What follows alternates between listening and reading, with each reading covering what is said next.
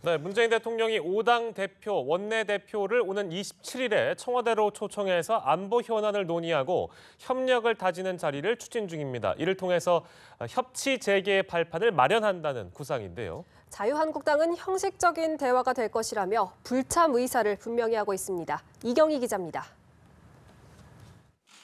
문재인 대통령이 여야 지도부와의 회동 일정을 조율하고 있습니다. 유엔 외교 성과를 설명하는 동시에 초당적 대응이 필요한 안보 현안을 놓고 머리를 맞대보자는 취지인데 현재로선 27일 수요일이 유력하게 거론됩니다. 보다 생산적 정치를 펼치는 방안에 대해 지혜를 모으는 것이 필요한 상황이라고 생각합니다. 추석이 얼마 남지 않았는데 정치권이 국민들께 국가적 문제에 대한 초당적 협력이라는 추석 선물을 드릴 수 있었으면 좋겠습니다. 외교 안보 현안이 주 안건이지만 문 대통령은 김명수 대법원장 인준 협조에 대한 고마움을 전하면서 협치 분위기 조성에도 주력할 것으로 보입니다. 여야정 국정상설협의체 구성 논의에도 본격적으로 나서겠다는 구상인데 야당에선 확연한 온도차가 느껴집니다. 특히 자유한국당은 홍준표 대표가 형식적 대화는 거부하겠다며 불참 입장을 고수하고 있어 지난 7월 G20 정상회의 이후 진행된 회동 때처럼 4당 지도부만 참석할 가능성이 커지고 있습니다. 다만 만남 자체보다는 5당이 한꺼번에 참여하는 형식의 문제를 제기해 양자회담 등으로 형식이 달라질 경우 응할 가능성을 열어뒀습니다. 국민의당 안철수 대표는 여야정 협의체나 협치는 국회에서 다뤄야 하고 국회가 주체가 돼야 한다고 말해 외교 안보 이외의 현안 논의에는 선을 그었습니다.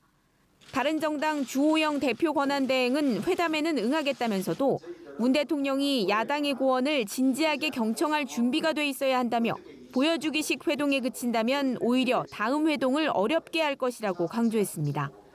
연합뉴스TV 이경입니다. 문재인 대통령은 청와대에서 수석 보좌관 회의를 주재하고 유엔 총회 참석으로 여러 성과가 있었지만 가장 중요한 것은 북한의 핵 미사일 도발에 대한 국제사회의 강도 높은 제재와 함께 평화적 해결 원칙을 재확인한 것이라고 생각한다고 말했습니다. 또 국제사회에서 북한의 계속된 도발에도 우리 경제가 견실하게 성장하고 있다는 신뢰를 확보한 것과 평창 동계올림픽이 평화 화합의 올림픽으로 치러질 것이란 믿음을 심어준 것도 성과라고 평가했습니다. 문 대통령은 그러면서 유례 없는 한반도의 긴장과 안보 위기가 계속되는 만큼 적어도 이 문제만큼은 여야를 초월한 정치권의 협력과 국민의 단합된 지지를 부탁한다고 말했습니다. 국회에서는 다음 달 국정감사를 앞두고 여야 간의 기싸움이 진행되고 있습니다. 특히 증인 채택 문제를 놓고 충돌하고 있습니다. 여권은 전 정부 인사를 부르기 위해 공세를 펼치고 있고 야당은 현 정부의 실세들을 불러야 한다며 맞서는 상황입니다. 국회 취재기자 연결해서 자세한 내용 알아보겠습니다. 팽재용 기자. 팽재용 기자. 네, 국회에 나와 있습니다. 네, 전해 주시죠. 팽 기자. 네, 여야는 오늘 이제 연휴 뒤에 국정감사를 위해 이번 주부터 본격적인 증인 채택 협의에 들어갔습니다. 이번 국감은 문재인 정부 출범 후 처음으로 열리는 것이어서 증인 채택 단계에서부터 여야 간의 한치의 물러섬도 없는 격돌이 이어졌는데요. 오늘은 정무위 전체회의에서 국정감사 일반 증인 채택을 놓고 여야 간 논쟁이 벌어지기도 했습니다. 이 더불어민주당 최윤열 의원은 국정감사 대상 기관은 정부와 지자체 관련 공공기관으로 규정돼 있다며 기업인 등 불필요한 일반 증인 채택을 자제하자고 제안했습니다. 하지만 정의당 심상정 의원은 일반 증인의 최소화되는 지적에 대해 취지는 공감하면서도 필요한 경우 기업인도 증인으로 채택해야 한다고 반박하기도 했습니다. 여야의 충돌은 아직 증인 채택이 확정되지 않은 운영위, 국방위 등에서 더 커질 것으로 보입니다. 더불어민주당은 이번 국감에서 이병기 전 비서실장을 비롯해 박근혜, 이명박 청와대 시절의 주요 인사들을 증인으로 신청해 이전 보수 정권의 실정을 추궁하는 방안을 검토 중입니다. 특히 정의당에서 언론장악, 4대강 비리 등을 이유로 이명박 전 대통령을 증인으로 신청한 상황이기도 합니다. 반면 한국당 등 야당은 조국 청와대 민정수석을 비롯한 인사 라인과 정의용 국가안보실장 등 외교안보 라인, 또 여성 비하 발언으로 논란을 일으킨 박현민 행정관 등의 증인 채택을 추진 중입니다. 한편 국회 정보위원회는 오늘 전체 회의를 열어서 11월 1일 국가정보원, 2일에는 국군 기무사령부와 경찰청, 3일에는 국군 사이버사령부와 국방정보본부 등에 대해 각각 국감을 실시하기로 했습니다. 정보위는 원세훈 전 국정원장 등 일반 증인의 국감 출석 문제는 다음 달 11일 논의키로 했습니다. 지금까지 국회에서 전해드렸습니다. 네, 조금 전에 전화 연결이 고르지 못한 점 시청자 여러분께 사과드립니다. 네, 다음 소식입니다. 이명박 정부 국가정보원이 민간인을 동원해 불법 정치 댓글을 단 의혹을 수사 중인 검찰이 내일 원세훈 전 국정원장을 불러 조사합니다. 댓글 공작 사건을 맡은 서울중앙지검 전담수사팀은 내일 오후 2시 원 전 원장을 피의자 신분으로 소환해 조사한다고 밝혔습니다. 검찰은 원 전 원장을 상대로 민병주 전 심리전 단장 등 국정원 직원에게 지시해 민간인 댓글 부대 사이버 외곽팀을 운영하고 자금을 지원한 정황을 조사할 전망입니다. 원 전 원장은 지난달 30일 댓글 사건 파기환송심에서 징역 4년을 선고받았습니다. 소설가 황석영 씨와 방송인 김미화 씨가 블랙리스트 진상조사위원회에 공개적으로 조사 신청서를 제출했습니다. 이른바 MB 블랙리스트와 관련한 조사 신청은 처음인데요. 피해 사례도 구체적으로 발표했습니다. 장보경 기자입니다. 소설가 황석영 씨와 방송인 김미화 씨가 문화체육관광부 산하 블랙리스트 진상조사위원회에 조사 신청을 했습니다. 이미 오랫동안 불온한 작가로 낙인 찍혀 살아왔다는 황 작가는 구체적인 사례를 제시했습니다. 2011년 대선에서 야권 단일화 운동에 나서고 국민연대 공동대표를 맡은 뒤 온라인 공격이 더 집요해졌다고 기억했습니다. 방북 직후에는 자신이 작사한 님을 위한 행진곡이 김일성의 지령을 받아 만든 것이라는 사실 왜곡도 계속됐다고 말했습니다. 또 국정원 직원에게 정부 비판을 하면 망신을 주겠다는 주의를 들었습니다. 세월호 사건 작가회 성명서 발표에 대표로 나선 후에는 청와대 측에서 만나자는 연락이 왔다고 설명했습니다. 요지는 그런 일에 내가 연루되는 것을 염려한다는 것과 광주의 노래인 임을 위한 행진곡의 가사 개작에 관한 글을 쓸 의향이 있는가 하는 것과 황 작가는 2014년부터 매년 검찰 측의 수사 목적 요청으로 금융거래 정보가 제공된 이유 등 모두 3가지의 사실을 확인하고 싶다는 입장입니다. 검찰에서 참고인으로 조사를 받은 방송인 김미화 씨는 국정원에서 작성한 본인에 대한 방대한 양의 서류에 분노를 표현했습니다. 골수 좌파 연예인, 종북 세력 연예인 김미화. 맨 마지막 페이지로 가서는 이렇게 돼 있습니다. 수용 불가. 김미화 수용 불가. 제가 어디서 수용 불가일까요?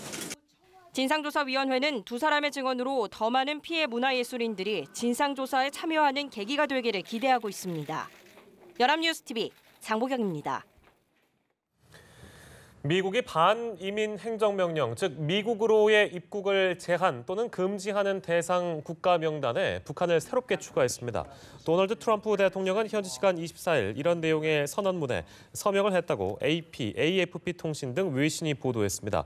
기존 미 입국 제한 또는 금지 대상국이었던 이란, 시리아, 리비아 등 무슬림 6개 나라 가운데 이번에 수단이 명단에서 제외되고 북한과 베네수엘라, 차드 등 3개 나라가 새롭게 추가됐습니다.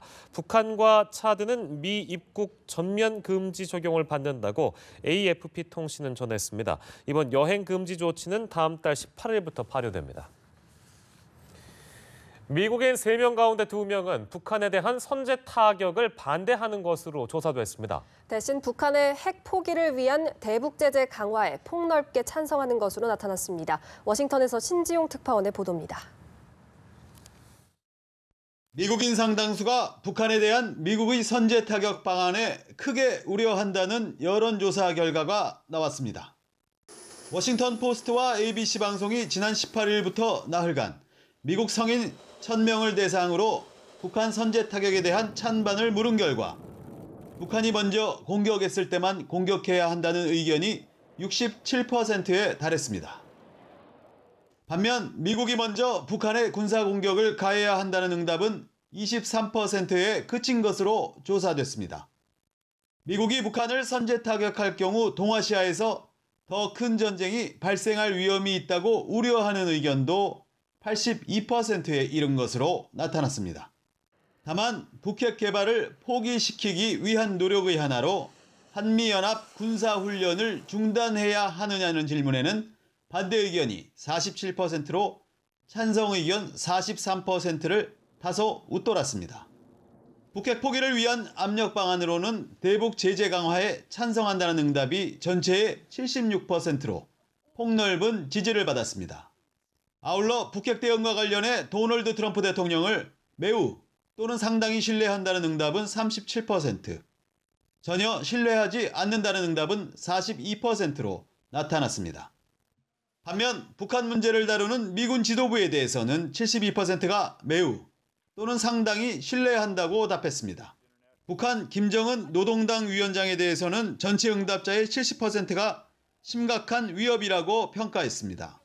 이번 여론조사의 표본 오차는 플러스 마이너스 3.5%포인트로 현지 시간으로 23일 발표됐습니다.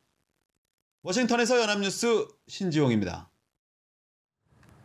북한의 대미 협상을 총괄하는 최선희 외무성 미국 국장이 러시아에 도착했다고 NHK가 보도했습니다.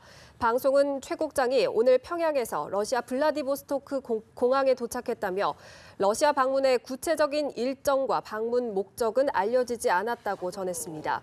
방송은 외교 소식통을 인용해 최 국장이 러시아 고관과의 회담을 통해 북한 정세를 둘러싼 의견을 교환할 것으로 보인다고 말했습니다. 국방부는 미국의 전략폭격기 B-1B 랜서 편대의 지난 23일 북한 동해 국제공역 비행은 한미 양국의 사전 조율에 따라 진행된 것이라고 밝혔습니다. 이진우 국방부 공보과장은 정례 브리핑에서 이번 B-1B의 동해상 비행은 한미 간 충분한 사전 조율이 있었고 긴밀한 공조하에 이루어진 것임을 다시 한번 말씀드린다고 설명했습니다. 정부가 저성과자 해고 등 쉬운 해고 논란이 일었던 양대 지침을 폐기했습니다. 지난해 양대 지침 도입으로 노사정 대화가 중단됐던 만큼 이번 폐기 선언이 사회적 대화를 복원하는 계기가 될 수 있을지 주목됩니다. 박수주 기자입니다. 양대 지침은 박근혜 정부가 지난해 1월 발표한 것으로 일반 해고와 취업규칙 변경 요건 완화 등을 담고 있습니다. 저성과자 해고가 가능하고 근로자에게 불리한 사규라도 사회통념상 합리성이 있으면 노조나 근로자 과반의 동의 없이도 바꿀 수 있도록 했습니다. 문재인 정부는 이를 공식 폐기하기로 했습니다. 도입 당시 사회적 공감대 없이 강행된 측면이 있고 이후 한국노총이 노사정위원회를 탈퇴하는 등 노사정 대화 단절과 사회적 갈등의 원인이 됐다는 판단입니다. 법적 효력이 없는 양대 지침을 근거로 공공기관과 공기업 254곳 중 80곳이 노사 합의 없이 성과연봉제를 밀어붙인 탓에 수십 건의 민형사상 다툼이 진행 중이라는 점도 지적했습니다. 노동이 존중받는 사회를 위한 사회적 대화 복원이 물꼬가 트일 수 있을 것으로 기대합니다. 노동계는 일단 환영의 뜻을 밝혔습니다. 노사정 대화 재개를 희망하는 목소리도 일각에서 터져나왔습니다. 그러나 한국노총은 아직 노사정의 복귀를 언급할 단계는 아니라며 신중한 모습을 보였습니다. 양대 지침 폐기는 최소한의 조건일 뿐 그간 후퇴한 노동기본권 보장과 사측에 유리한 노사정의에 이른바 기울어진 운동장 구조를 바로잡는 정부의 노력이 더 필요하다는 설명입니다. 한국노총은 26일 기자회견을 열고 사회적 대화와 관련한 제안을 내놓을 예정입니다. 연합뉴스 TV 박수주입니다. 제빵사 도급 계약 대가로 받은 도급비로 폭리를 취했다는 주장이 제기된 파리바게트 협력업체들이 고용노동부를 대상으로 법적 대응도 불사하겠다고 밝혔습니다. 파리바게트 협력 도급업체 8개 대표는 오늘 오후 긴급 회의를 한 뒤 기자회견을 열고 고용부와 정치권에서 제기한 협력업체의 폭리 주장은 사실 무근이라고 주장했습니다. 이들은 제빵사들이 불법 파견됐다고 규정하고 25일 안에 사업체를 그만두라는 것은 이해할 수 없다며 협력사들의 생존권과 관련된 부분에 대해서는 합당한 법의 테두리 안에서 조처하겠다고 말했습니다. 연간 매출 1,000억 원 이상의 벤처 출신 기업이 역대 최다를 기록했습니다. 중소벤처기업부와 벤처기업협회에 따르면 지난해 기준 벤처 천억 기업은 513개로 처음으로 500개를 돌파했습니다. 지난해 벤처 천억 기업 총 매출은 107조 원으로 전년보다 6% 증가했습니다. 또 이들의 영업이익률은 8.1%, 부채 비율은 80.2%로 영업이익률이 6%대인 대기업이나 부채 비율이 140%를 넘는 중소기업보다 양호한 것으로 나타났습니다.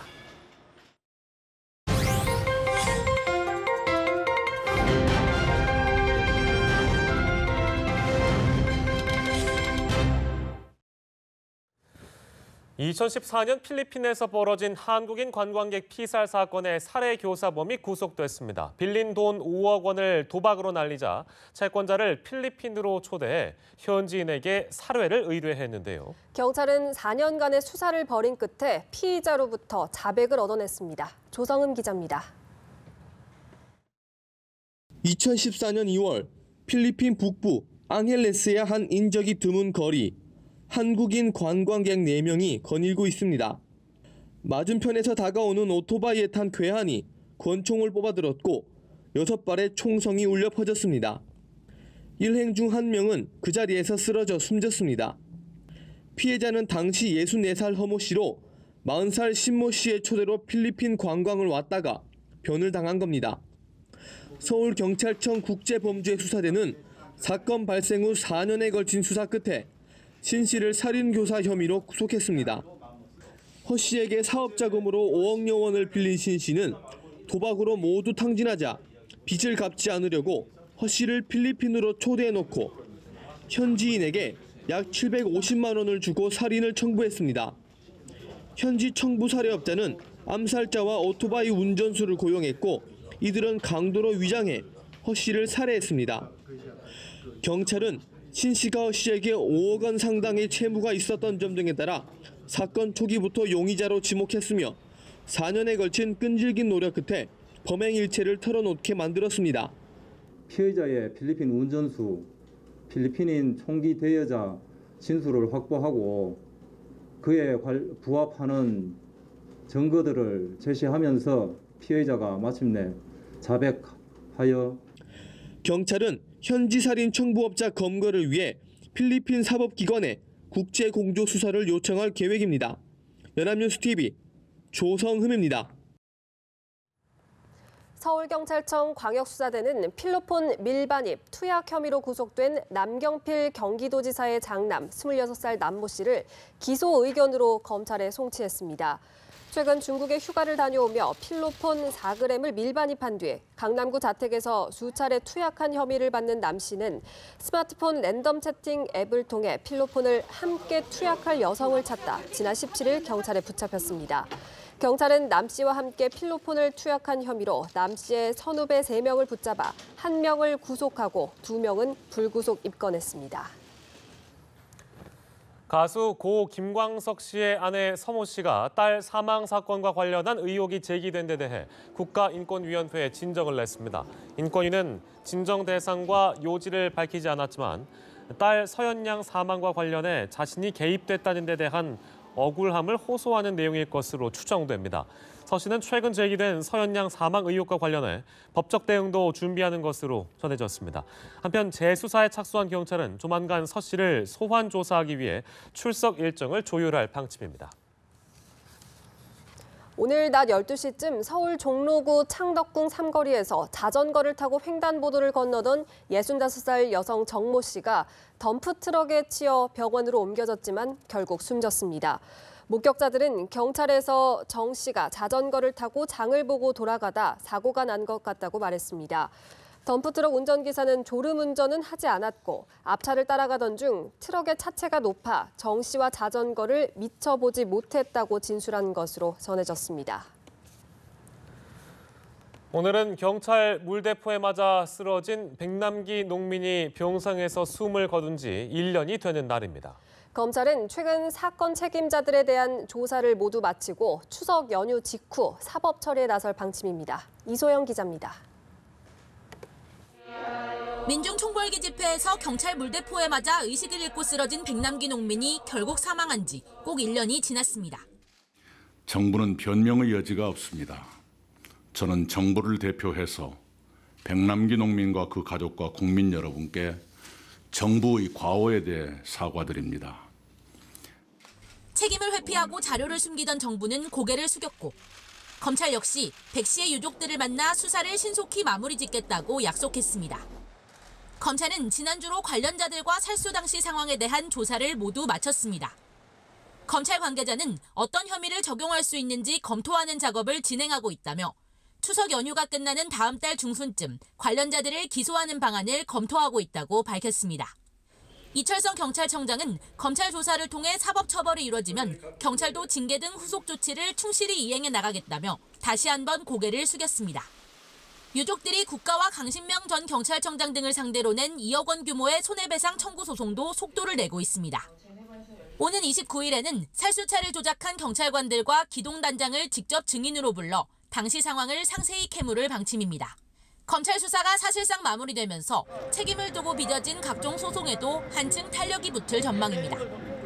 연합뉴스 TV 이소영입니다.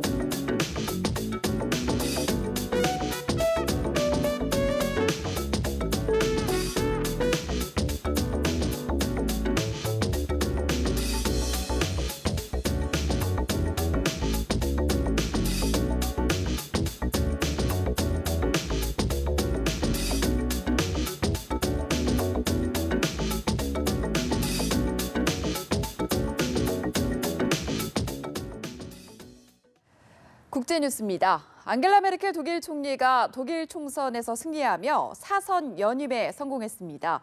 하지만 득표율이 저조해서 국정 운영에 난관이 예상되고 있는데요. 이런 가운데 총선에서는 극우 정당이 3위에 오르면서 파란을 일으켰습니다. 베를린에서 이광빈 특파원입니다. 4선 연임이 확실시된다는 출구 조사 결과가 나왔지만 기뻐해야 할 메르켈 총리와 기독민주 기독사회당 연합의 표정은 밝지 않았습니다.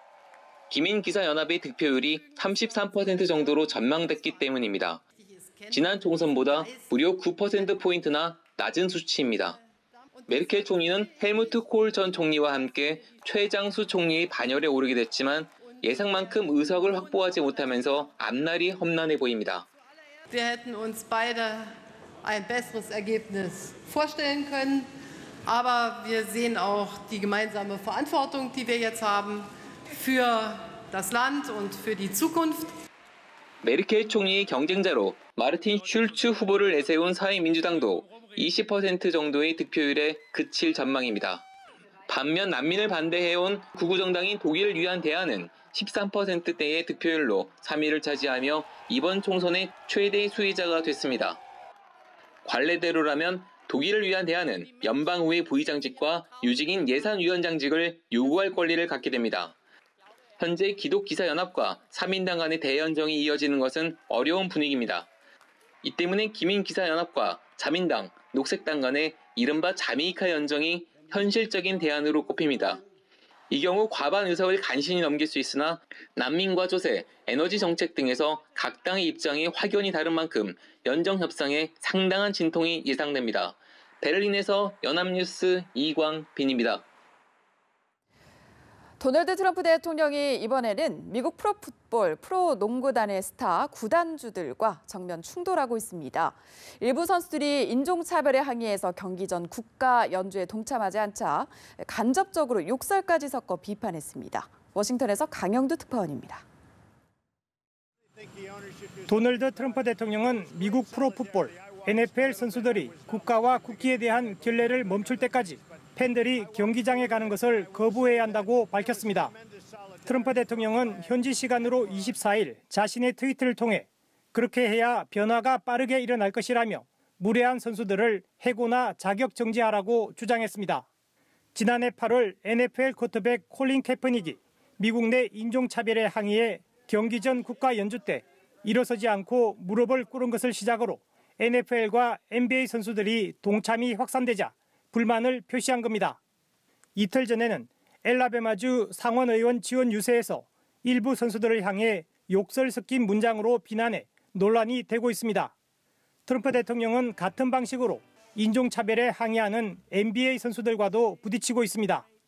지난 시즌 우승팀인 골든스테이트 워리어스의 스티븐 커리가 지난 22일 기자회견에서 백악관 방문에 관심이 없다고 말하자 트럼프 대통령은 다음 날 트위터에 백악관 초대는 우승팀에게는 큰 영예인데 커리는 망설이고 있다며 커리의 백악관 초청을 취소한다는 글을 올렸습니다.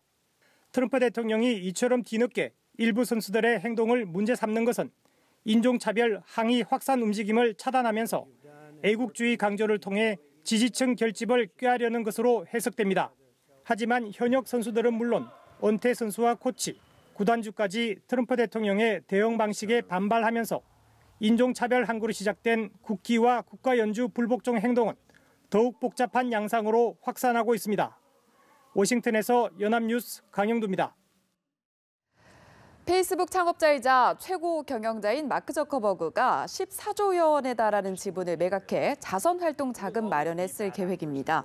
파이낸셜 타임스 등에 따르면 저커버그는 페이스북을 통해 주식 3,500만에서 7,500만 주를 향후 팔 계획이라고 밝혔습니다. 저커버그가 팔기로 한 주식은 현재 가치로 최대 14조 5천억 원에 달합니다. 이 같은 계획은 저커버그가 현재 지분 구조에서 주식을 매각해도 페이스북 경영권을 지키는 동시에 자신의 자선단체에 충분한 자금을 조달할 수 있을 거란 계산에서 나온 것으로 풀이됩니다. 아베 신조 일본 총리가 조기 총선 실시 의사를 공식 표명한 가운데 고이케 유리코 도쿄도지사가 조만간 결성할 신당의 대표로 취임할 의사를 표명했습니다. NHK에 따르면 고이케 지사는 오늘 신당의 당명을 희망의 당으로 결정했다고 밝힌 뒤 내가 확실히 그 깃발을 들 거라고 말했습니다. 산케이 신문은 고이케 지사가 이달 중순부터 신당 구성을 가속해 주변의 총선 후보로 150명에서 160명을 내세울 계획을 밝혔다고 보도했습니다. 고이케 지사는 지난 7월 도쿄도의회 선거에서 압승을 거둬 아베 총리와 집권 자민당에 참패를 안긴 바 있습니다. 뉴스워치 1부 마치겠습니다. 잠시 후 2부에서 뵙겠습니다.